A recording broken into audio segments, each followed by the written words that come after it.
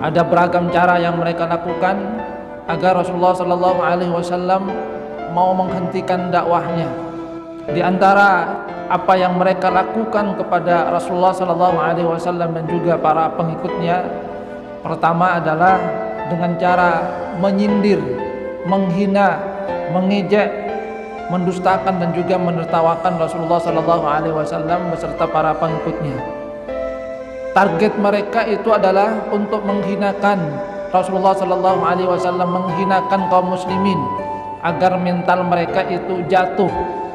Sebab ketika mental mereka jatuh, maka diharapkan mereka akan berbalik kepada kepercayaan semula, kepada penyembahan Lata dan Uzza. Rasulullah Sallallahu Alaihi Wasallam katakan sebagai orang yang gila. Tidak cukup dengan itu, mereka juga menuduh Rasulullah Sallallahu Alaihi Wasallam sebagai sahir.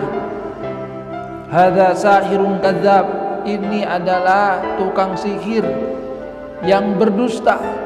Yang kedua adalah mencemarkan citra dari ajaran yang dibawa oleh Rasulullah Sallallahu Alaihi Wasallam. Jadi mereka menyatakan bahwa apa yang dibawa oleh Rasulullah Sallallahu Alaihi Wasallam itu adalah sesuatu yang tidak benar. Mereka katakan bahwa itu adalah asatirul awwalin, itu hanya cerita orang terdahulu, dongeng yang tidak ada bukti kebenarannya. Namun ketika mereka melihat bahwa usaha yang mereka lakukan itu tidak begitu berhasil, mereka kemudian rapat lagi. Gimana ini? Pengikut Muhammad semakin hari kemudian semakin banyak. Apa yang harus kita lakukan? Akhirnya mereka bersepakat, ketika hal-hal yang sifatnya verbal seperti itu, cacian, tuduhan ternyata tidak melemahkan semangat dari kaum muslimin, bahkan pengikut Rasulullah Sallallahu Alaihi Wasallam itu semakin bertambah. Akhirnya mereka memutuskan, sudah, pakai kekerasan fisik saja. Jadi kemudian mereka melakukan kekerasan fisik kepada orang-orang yang masuk ke dalam agama Islam, kepada pengikut Rasulullah Sallallahu Alaihi Wasallam.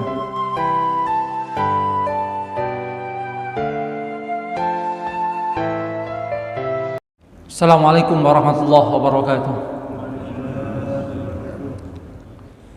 Innal hamdalillah nahmaduhu wa nasta'inuhu wa nastaghfiruh wa na'udzu billahi min shururi anfusina wa min sayyiati a'malina. May yahdihillahu fala mudilla lahu wa may yudlil fala hadiya lahu. Asyhadu an la ilaha illallah wahdahu la syarika lahu wa ashhadu anna Muhammadan abduhu wa rasuluhu la nabiyya ba'dah. Allahumma salli ala Muhammad wa ala ali Muhammad kama sallaita ala ali Ibrahim wa barik ala Muhammad wa ala ali Muhammad kama barakta ala ali Ibrahim fil alamin innaka Hamidum Majid. Rabbi shrah li sadri wa yassir li amri wahlul 'uqdatam min lisani yafqahu qawli, amma ba'du. Hadirin jamaah salat subuh rahimakumullah. Kita lanjutkan kajian sirah nabawiyah. Setelah Rasulullah Sallallahu Alaihi Wasallam menyampaikan dakwah secara terang-terangan, maka mulailah terjadi gejolak di tengah orang-orang kafir Quraisy. Mereka kemudian berusaha untuk menghalangi dakwah yang dilakukan oleh Rasulullah Sallallahu Alaihi Wasallam. Ada beragam cara yang mereka lakukan agar Rasulullah Sallallahu Alaihi Wasallam mau menghentikan dakwahnya, baik itu dilakukan kepada Rasulullah Sallallahu Alaihi Wasallam ataupun kepada para pengikutnya. Di antara apa yang mereka lakukan kepada Rasulullah Sallallahu Alaihi Wasallam dan juga para pengikutnya, pertama adalah dengan cara menyindir, menghina, mengejek, mendustakan dan juga menertawakan Rasulullah Sallallahu Alaihi Wasallam beserta para pengikutnya. Target mereka itu adalah untuk menghinakan Rasulullah Sallallahu Alaihi Wasallam, menghinakan kaum muslimin agar mental mereka itu jatuh. Sebab ketika mental mereka jatuh, maka diharapkan mereka akan berbalik kepada kepercayaan semula, kepada penyembahan Lata dan Uzza. Kepada Rasulullah sallallahu alaihi wasallam mereka katakan julukan-julukan yang mereka sematkan kepada Rasulullah sallallahu alaihi wasallam. Rasulullah sallallahu alaihi wasallam katakan sebagai orang yang gila. Hal ini misalnya diabadikan oleh Allah Subhanahu wa taala dalam Al-Qur'an surat Al-Hijr ayat 6, a'udzubillahi minasyaitonir rajim. Wa qalu ya ayyuhalladzi nuzzila 'alaihi dzikru innaka lamajnun. Mereka itu berkata, wahai orang yang diturunkan peringatan kepada kamu, kamu ini gila. Jadi mereka mengatakan Rasulullah sallallahu alaihi wasallam itu gila. Sehingga mereka mengharap ketika memberikan julukan gila kepada Rasulullah sallallahu alaihi wasallam, Rasulullah itu akan berhenti berdakwah.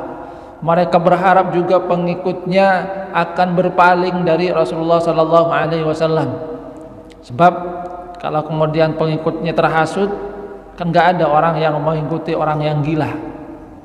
Menuduh beliau itu sebagai orang yang gila. Tidak cukup dengan itu, mereka juga menuduh Rasulullah sallallahu alaihi wasallam sebagai sahir. Hadza sahirun kadzab. Ini adalah tukang sihir yang berdusta.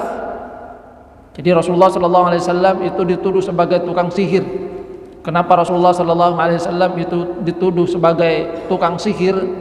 Karena Rasulullah sallallahu alaihi wasallam dengan dakwahnya memisahkan antara dua orang yang tadinya berkasihan, antara ibu dengan anaknya, antara majikan dengan tuannya, antara ayah dengan anaknya, suami dengan istri.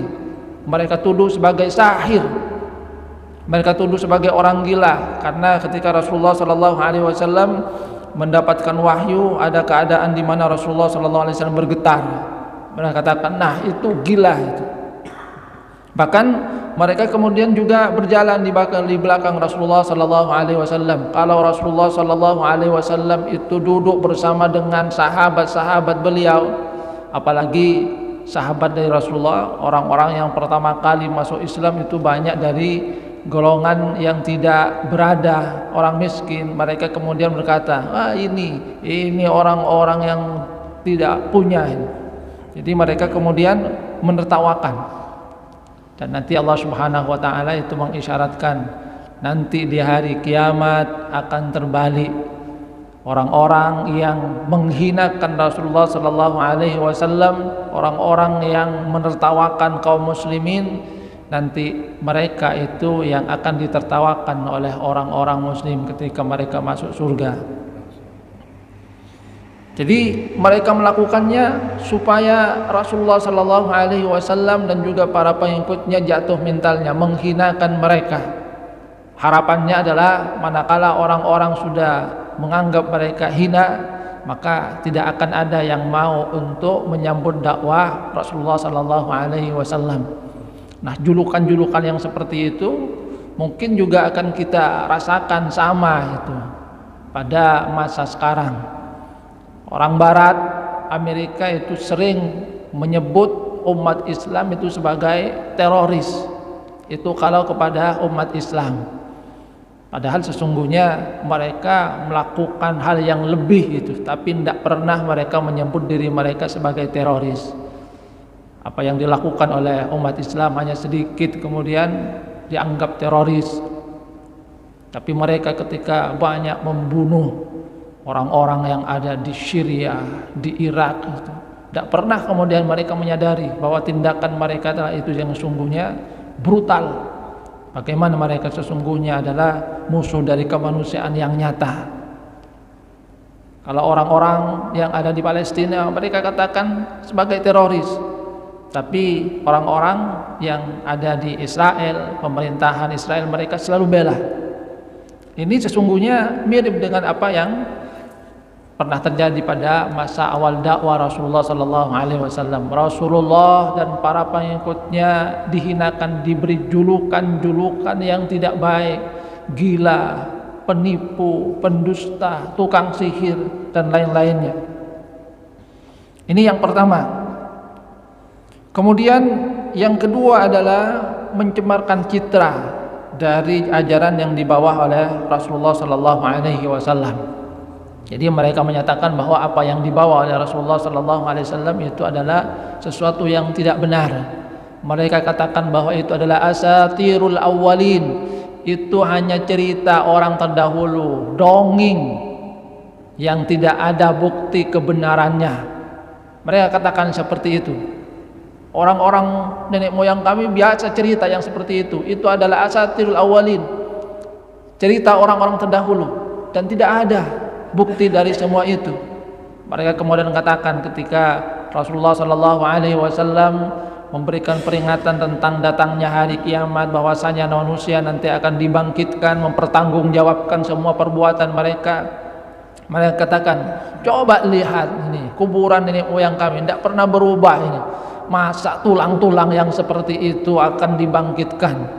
In hiya illa hayatuna dunya. Sudah, hidup ini hanya di dunia. Namutu wa nahya wa ma nahnu bimab'utsin. Kami hidup mati, setelah itu tidak akan pernah dibangkitkan. Itu hanya cerita orang terdahulu, tidak ada buktinya. Coba mana nenek moyang kami yang dibangkitkan? Tidak ada kan? Mereka kemudian menuduh apa yang dibawa oleh Rasulullah sallallahu alaihi wasallam sebagai hal yang tidak benar. Buktinya mana? Ya kalau mau bukti harus meninggal dunia dulu kan itu. Akan tapi bagi orang yang beriman, mereka meyakini sebenarnya bahwa apa yang disampaikan oleh Rasulullah sallallahu alaihi wasallam itu benar adanya.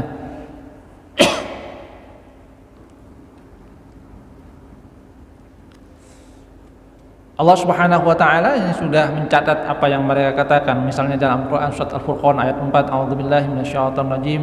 In hadza illa ifkun iftarahu wa 'anahu 'alaihi qaumun akharun. Al-Quran itu, kata mereka, tidak lain kebohongan yang diada-adakan oleh Muhammad dan dibantu oleh kaum yang lain. Yang dikatakan itu adalah hanya mengada-ngada, dibuat-buat. Kemudian mereka juga menuduh bahwasanya Rasulullah sallallahu alaihi wasallam itu belajar dari orang lain. Innama yu'allimuhu bashar. Bahwasanya Rasulullah sallallahu alaihi wasallam itu belajar dari pendeta Yahudi dan Nasrani, belajar dari agama orang terdahulu, setelah itu buat-buat sendiri.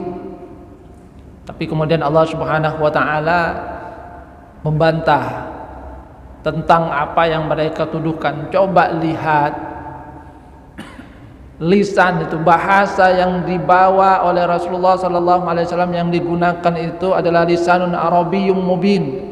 Sementara yang mereka tuduhkan, yang katanya Rasulullah sallallahu alaihi wasallam belajar, itu tidaklah berbahasa Arab secara fasih, bahasa lain. Tidak mungkin Rasulullah sallallahu alaihi wasallam itu belajar dari mereka. Jadi mereka kemudian menuduh, ini Muhammad belajar dari si A, si B, setelah itu dia buat ajaran sendiri. Ini hanya niru-niru dari orang terdahulu, dari agama orang lain, bikin-bikin, buat agama baru yang sesungguhnya modifikasi dari agama lama. Itu yang mereka tuduhkan kepada Rasulullah sallallahu alaihi wasallam. Jadi apa yang dibawa oleh Rasulullah sallallahu alaihi wasallam mereka katakan sebagai ajaran dari orang lain, bahwasanya Rasulullah sallallahu alaihi wasallam itu adalah plagiat, meniru dari orang lain kemudian dianggap sebagai ajaran dirinya sendiri. Kemudian bukan hanya itu, mereka berusaha untuk menghalangi orang lain dari mendengarkan dakwah dari Rasulullah sallallahu alaihi wasallam. Seorang yang bernama An-Nadhr bin Al-Harith misalnya, dia pergi ke Hirah, dia belajar cerita tentang raja-raja Persia, cerita tentang Rustum, cerita tentang raja-raja mereka. Dan kemudian ketika Rasulullah sallallahu alaihi wasallam duduk di satu majelis berwasiat kepada para sahabat, kemudian juga mengingatkan mereka tentang apa yang pernah terjadi pada kaum-kaum terdahulu, maka setelah Rasulullah SAW itu selesai memberikan peringatan, datang An-Nadhr itu kepada orang-orang yang tadinya bersama dengan Rasulullah, diberikan peringatan oleh Rasul. Dia kemudian cerita tentang raja-raja Persia, tentang Rustum, tentang penguasa yang ada. Diceritakan, kemudian dia katakan, coba bandingkan mana yang lebih bagus antara cerita saya dengan cerita Muhammad. Lebih bagus cerita saya bukan? Jadi mereka berusaha untuk mengalihkan. Ketika Rasulullah SAW melakukan seperti itu, mereka melakukan hal yang lainnya, menghalang-halangi juga agar orang-orang itu tidak mau mendengarkan apa yang disampaikan oleh Rasulullah SAW. Paman beliau sendiri Abu Lahab itu selalu mengikuti Rasulullah SAW. Ketika datang jamaah haji, Rasulullah memberikan peringatan kepada mereka, menyampaikan risalah bahwasanya beliau itu adalah utusan Allah Subhanahu wa taala, bahwasanya beliau itu menyampaikan risalah apa yang dibawa oleh beliau. Setelah itu Abu Lahab itu datang, sudah tidak usah dengarkan, dia itu pendusta, gila. Jadi Rasulullah menyampaikan kebenaran, kemudian ada provokator yang berusaha untuk mengalihkan orang-orang agar tidak percaya kepada apa yang disampaikan oleh Rasulullah SAW. Jadi dihalang-halangi. Nah, namun ketika mereka melihat ini kan merupakan usaha-usaha yang belum mengarah kepada kekerasan fisik, hanya merupakan kekerasan verbal itu kan, dicaci, dihina, kemudian dihalang-halangi, dituduh bahwasanya itu adalah asatirul awwalin, bahwasanya itu adalah berita hoax. Itu kalau sekarang kan istilahnya berita hoax, bahwa yang disampaikan oleh Rasulullah itu adalah kebohongan. Namun ketika mereka melihat bahwa usaha yang mereka lakukan itu tidak begitu berhasil, mereka kemudian rapat lagi, gimana ini? Pengikut Muhammad semakin hari kemudian semakin banyak, apa yang harus kita lakukan? Akhirnya mereka bersepakat, ketika hal-hal yang sifatnya verbal seperti itu, cacian, tuduhan, ternyata tidak melemahkan semangat dari kaum muslimin, bahkan pengikut Rasulullah SAW itu semakin bertambah. Akhirnya mereka memutuskan, sudah, pakai kekerasan fisik saja. Jadi kemudian mereka melakukan kekerasan fisik kepada orang-orang yang masuk ke dalam agama Islam, kepada pengikut Rasulullah SAW. Maka kemudian setiap kepala suku itu berusaha untuk mencari, mendata siapa di antara anggota sukunya yang masuk ke dalam agama Islam, yang menjadi pengikut Rasulullah SAW. Didata. Jadi didata siapa yang menjadi pengikut Rasulullah SAW. Dan mulailah kemudian penyiksaan secara fisik mereka lakukan dalam rangka mencegah pengikut baru dari Rasulullah SAW, dan juga dalam rangka mengembalikan mereka yang mereka katakan sudah menyimpang agar kembali ke jalan yang benar, walaupun jalan benar adalah versi mereka, penyembahan Lata dan Uzza. Abu Jahal itu kalau mendengar seorang masuk Islam, kalau dia dari kalangan bangsawan dan memiliki kekuatan, ya tentu saja kalau golongan bangsawan kan dia memiliki kekuatan, itu diberi ancaman, kalau kamu tetap seperti itu kamu pasti akan mengalami kerugian. Jadi diancam dengan hal-hal yang sifatnya materi. Kalau dia adalah pedagang misalnya, dia akan mengalami kerugian. Kalau dia bangsawan, dia akan mengalami kehinaan, tidak lagi menjadi orang yang bermartabat di tengah-tengah kaumnya. Seperti yang pernah saya ceritakan tentang Al-Walid bin Mughirah. Awalnya kan dia ketika mendengar apa yang dikatakan oleh Rasulullah SAW itu kok tertarik, itu sepertinya itu enak sekali, wa innahu halawah, ini tidak mungkin dibuat oleh manusia. Nah, mendengar itu Abu Jahal kemudian pakai politik itu. Orang-orang sekarang menyangka kamu itu miskin itu. Sekarang mereka sumbangan itu mau diberikan kepada kamu itu. Maka kemudian Al-Walid bin Mughirah merasa bahwa harga dirinya turun itu. Saya ini orang kaya kok bilang miskin. Lu iya, katanya sekarang kamu jadi juru bicaranya Muhammad itu. Sudah tidak punya uang lagi. Baru kemudian dia tergerak. yang tadinya menyatakan bahwa tidak mungkin dibuat oleh Rasulullah sallallahu alaihi wasallam itu adalah perkataan yang tidak mungkin dibuat oleh manusia, mikir-mikir akhirnya berubah pikiran. Kenapa? Takut bahwasanya dirinya itu dianggap hina oleh kaumnya, yang tadinya dia adalah orang kaya dianggap miskin, dia orang yang terpandang kemudian jatuh martabatnya di tengah-tengah kaumnya. Jadi kalau orang yang terpandang kemudian tertarik kepada agama Islam itu diberikan ancaman bahwasanya dia akan menjadi orang yang hina, dia akan mengalami kerugian besar di dalam perekonomiannya. Sehingga bagi mereka yang mementingkan dunia itu pikir-pikir, saya ini nanti kerugian yang besar, gak jadi. Sedangkan bagi yang lemah banyak kemudian disiksa. Utsman bin Affan sendiri itu oleh pamannya digulung ke dalam tikar yang terbuat dari daun kurma kemudian diasapi dari bawah. Reken pendem.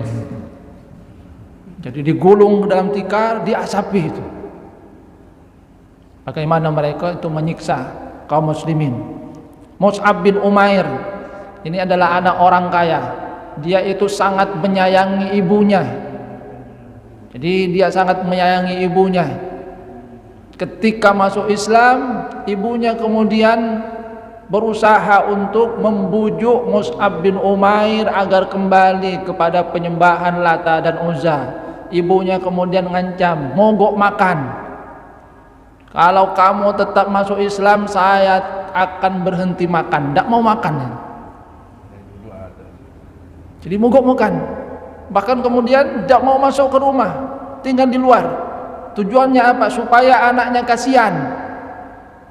Karena memang dia dikenal dekat dengan ibunya, sangat sayang kepada ibunya. Tapi kemudian apa yang dikatakan oleh Mus'ab bin Umair, wahai ibuku, kalaupun engkau itu punya banyak nyawa dan itu satu persatu keluar dari tubuhmu, punya 7 nyawa misalnya, keluar 1 tinggal 6, seperti di game itu kan, keluar 2, walaupun kemudian banyak nyawa semua satu persatu keluar, saya tidak akan pernah kembali ke dalam ajaran agama semula. Saya akan tetap di dalam agama tauhid ini. Sehingga akhirnya ibunya ketika melihat bahwa Mus'ab bin Umair itu ternyata punya keteguhan hati, ya akhirnya makan lagi itu. Yang tadinya mogok makan itu. Dilihat, ya kasihan juga sebetulnya Mus'ab bin Umair. Karena memang beliau itu sangat-sangat mencintai ibunya, sangat sayang. Akan tetapi ini adalah kepercayaan, ini adalah harga mati.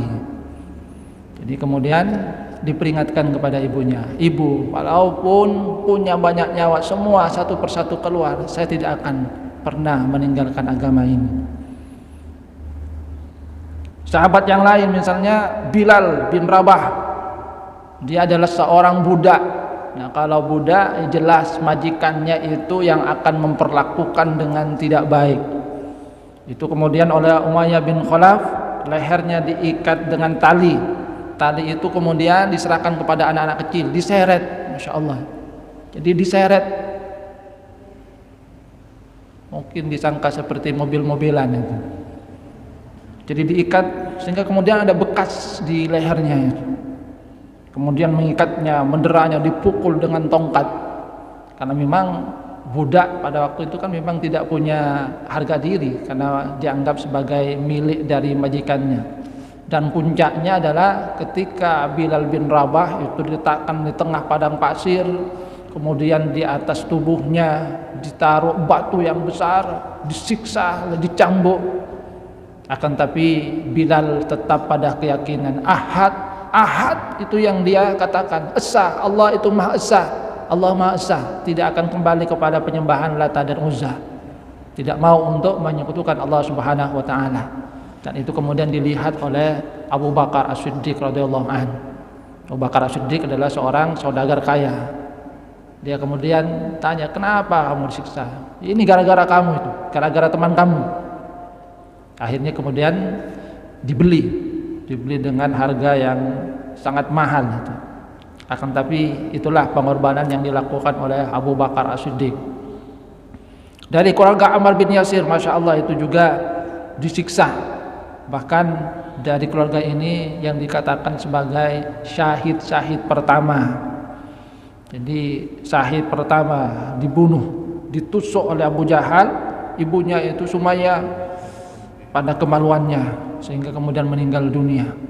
Jadi memang mereka itu sangat kejam. Dari budak-budak perempuan itu juga banyak. Ada nama-nama seperti Zunaira, Nahdiyah, Ummu Ubais, yang kemudian semuanya itu dibeli oleh Abu Bakar As-Siddiq. Jadi memang Abu Bakar As-Siddiq ini dari awal dakwah Rasulullah SAW adalah orang yang banyak mengorbankan hartanya itu. Karena memang beliau adalah orang kaya. Jadi budak-budak yang disiksa oleh majikannya itu banyak dibeli oleh Abu Bakar As-Siddiq. Beliau rela untuk mengorbankan hartanya dalam rangka membantu perjuangan dakwah Rasulullah SAW, menolong sahabat-sahabat yang lain yang mengalami penderitaan. Kalau beliau sendiri sebagai orang yang terhormat tidak kena penindasan itu, karena bagaimanapun juga kalau orang terhormat itu masih segan, apalagi beliau adalah orang kaya itu. Termasuk Rasulullah SAW sendiri. Rasulullah adalah orang yang terhormat dari keturunan terhormat. Beliau tidak mendapatkan siksaan fisik itu, apalagi beliau didukung oleh paman beliau Abu Thalib yang merupakan pemimpin di kota Mekah pada waktu itu.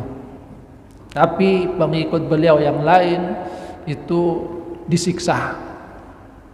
Jadi mengalami banyak siksaan. Berbagai macam cara dilakukan oleh orang-orang kafir Quraisy dalam rangka untuk menghalangi dakwah dari Rasulullah SAW. Jadi sesungguhnya kita pada masa sekarang itu bersyukur ya, dengan keadaan yang damai yang seperti ini, tidak mengalami gangguan.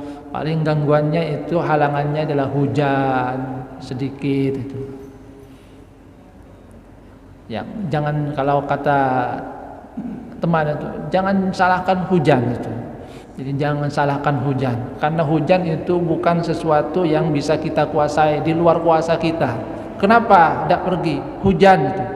Jadi bukan hujan, kamunya yang tidak mau pergi, tidak mau basah itu. Sebab ya hujan tetap saja hujan turun, tapi ada orang yang tetap mau pergi.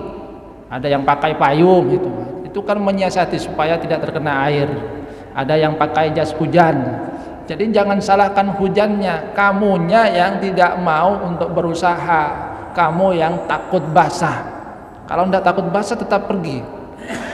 Ada teman saya itu cerita, ada mantan kepala Kemenak sini, mau berangkat ke peragaan waktu itu, ada acara di sana, mau pakai sepeda motor waktu itu, karena belum, waktu itu masih PLT.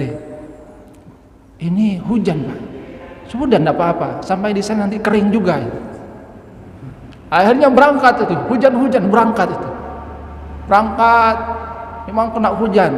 Di tengah perjalanan hujannya berhenti, sudah kena panas matahari, dan benar itu, sampai di sana kering gitu.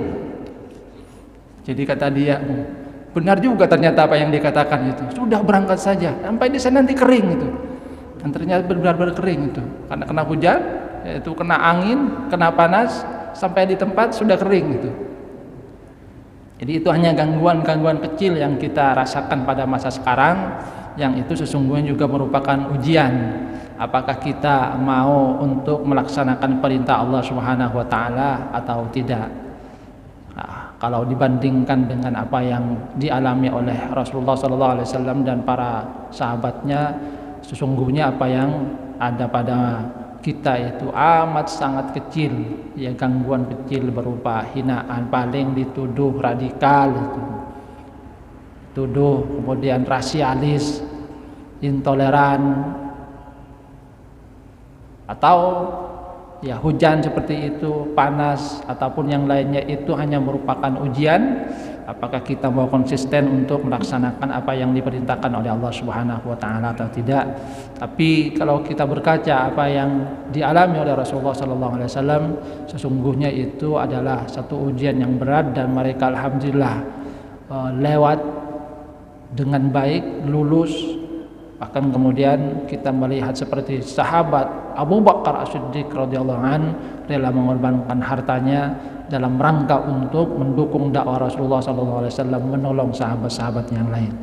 Hadirin jamaah rahimakumullah, ini saja mungkin yang dapat saya sampaikan. Mudah-mudahan memberikan satu pelajaran kepada kita agar kita lebih mensyukuri keadaan yang kita dapatkan pada masa sekarang, sehingga lebih bersemangat di dalam menjalankan apa yang diperintahkan oleh Allah Subhanahu wa taala, semangat dalam beribadah memenuhi panggilan Allah Subhanahu wa taala. Kurang lebihnya mohon maaf. Wabillahi taufiqul hidayah wa ridha wa inayah. Subhanakallahumma wa bihamdika asyhadu an la ilaha illa anta astaghfiruka wa atubu ilaik. Assalamualaikum warahmatullahi wabarakatuh.